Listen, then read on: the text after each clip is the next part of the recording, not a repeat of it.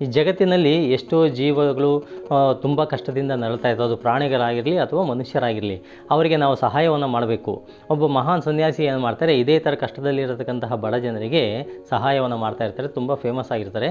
ಅವರು ಒಂದು ದಿವಸ ಗುಡಿಸಲಿನ ಹೊರಗಡೆ ಮಲಗಿದ್ದಾಗ ಅದೇ ರಸ್ತೆಯಲ್ಲಿ ರಾಜ ಹೋಗ್ತಾ ಇರ್ಬೇಕಾದ್ರೆ, ಅಯ್ಯೋ ನಮ್ಮ ಗುರುಗಳು ಹೊರಗಡೆ ಮಲಗಿದಾರಲ್ಲ ಈ ಚಳಿನಲ್ಲಿ ಅಂತ ಹೇಳ್ಬಿಟ್ಟು ಅವ್ರೇನು ಮಾಡ್ತಾರೆ, ಅವ್ರ ಹತ್ರ ಇದ್ದಂಥ ಒಂದು ರೇಷ್ಮೆ ಶಾಲನ್ನು ತೆಗೆದು ಅವ್ರಿಗೆ ಒದಿಸ್ಬಿಟ್ಟು ಹೋಗ್ತಾರೆ. ಗುರುಗಳು ಇದ್ದಾಗ ನೋಡ್ತಾರೆ, ಶಾಲಿದೆ, ಯಾಕೆ ಹೀಗೆ ಬಂತು ಅಂತ ಹೇಳ್ಬಿಟ್ಟು ಕೇಳಿದಾಗ ಶಿಷ್ಯರು ಹೇಳ್ತಾರೆ, ನಿಮಗೆ ಮಹಾರಾಜರು ಒದಿಸಿ ಹೋದಂಥ ಶಾಲದು ಅಂತ ಹೇಳಿದಾಗ ಹಾಗೆ ಮುಂದೆ ಹೋಗ್ತಾ ಇರಬೇಕಾದ್ರೆ ಈ ಗುರುಗಳು ಒಂದು ನಾಯಿಯನ್ನು ನೋಡಿದಾಗ ಅದು ತುಂಬ ಚಳಿನಲ್ಲಿ ನಡುಗ್ತಾ ಇರುತ್ತೆ. ಅವರೇನು ಮಾಡ್ತಾರೆ, ಆ ಶಾಲನ್ನು ತೆಗೆದುಬಿಟ್ಟು ನಾಯಿಗೆ ಸುತ್ತಿದಾಗ ಅದು ಬಂದು ಅವ್ರ ಹತ್ರ ಬಾಲ ಆಡಿಸ್ಬಿಟ್ಟು ಕಾಲನ್ನು ನೆಕ್ತಾ ಇರುತ್ತೆ. ಅದು ಅದರ ಕೃತಜ್ಞತೆಯನ್ನು ತೋರಿಸುತ್ತೆ.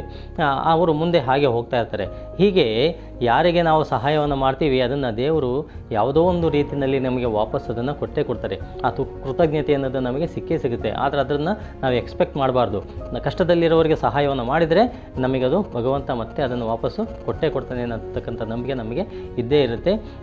ನಾವು ಸಹಾಯವನ್ನು ಮಾಡೋದನ್ನು ನಾವು ಕಲ್ತ್ಕೋಬೇಕು ಅಷ್ಟೇ.